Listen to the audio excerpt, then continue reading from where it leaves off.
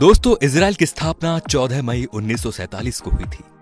लंबे समय के संघर्ष के बाद यहूदी को ब्रिटेन से आजादी मिली थी और नए सौराष्ट्र की स्थापना हुई और इसे इजराइल नाम दिया गया। ये दुनिया का एकमात्र यहूदी देश है। इस देश की सबसे खास बात यह भी है कि पूरी दुनिया में अगर किसी यहूदी बच्चे का जन्म होता है तो उस बच्चे को इजराइल की नागरिकता मिल जाती है और वो जब चाहे तब इजराइल में रह सकता है। इजराइल की राष्ट्रभाषा हिब्रू है। लोगों को इस भाषा को बोलते शर्म आती है। यह दुनिया का एकमात्र यहूदी देश है, परंतु इस भाषा का अंत मध्यकाल में हो गया था। इस भाषा को सीखने वाला भी अब कोई नहीं बचा। और जब इजराइल की स्थापना हुई दोस्तों, तो इस देश के यहूदियों ने इस भाषा को पुनर्जीवित कर दिया था और उसको वहां की आधिकारिक भाषा भी बना दिया। 2000 के आंकड़ों के अनुसार यहाँ की जनसंख्या 92 लाख के आसपास है। देखा जाए तो ये दिल्ली और मुंबई से बहुत कम है। क्षेत्रफल में केरल से भी छोटा है। इजराइल एकमात्र ऐसा देश है जहां प्रत्येक नागरिक को मिलिट्री ट्रेनिंग लेना बहुत जरूरी है, फिर वो राष्ट्रपति का बेटा ही क्यों न हो। उसे कुछ समय के लिए सेना में काम करना अनिवार्य है। वो पुरुष हो या स्त्री, दोनों को जरूरी है। 15 साल से बच्चों की आर्मी ट्रेनिंग शुरू हो जाती है। हाई स्कूल की पढ़ाई पूरी करने के बाद ये ज्वाइन करनी पड़ती है। नियम के अनुसार लड़के को 3 और लड़की को 2 साल काम करना पड़ता है।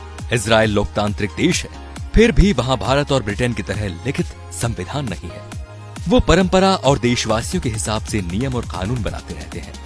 इजराइल में साइकिल चलाने के लिए भी लाइसेंस बनाना पड़ता है। ये दुनिया के 9 देशों में से एक है जिनके पास परमाणु और सैटेलाइट सिस्टम है।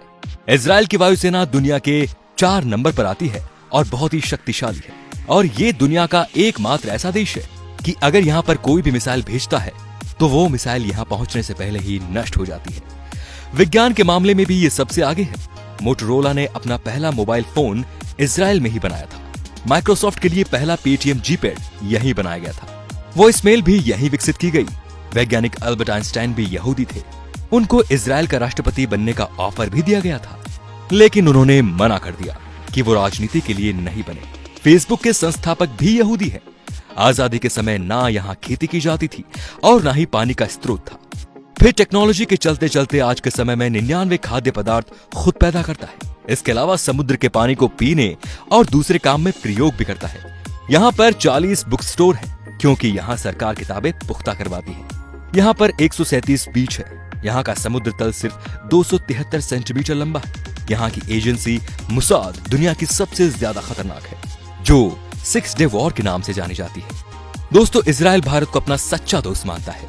इसके बावजूद भी 2017 से पहले किसी भी भारतीय प्रधानमंत्री ने इजराइल की यात्रा नहीं की। इसके पीछे शायद उन सभी प्रधानमंत्रियों के नाराज हो जाने का डर था। लेकिन 2017 में प्रधानमंत्री नरेंद्र मोदी इजराइल का दौरा करने वाले पहले प्रधानमंत्री बने। उनके इस दौरे ने भारत और इजराइल की दोस्ती को और गहरा मजबूत कर दिया।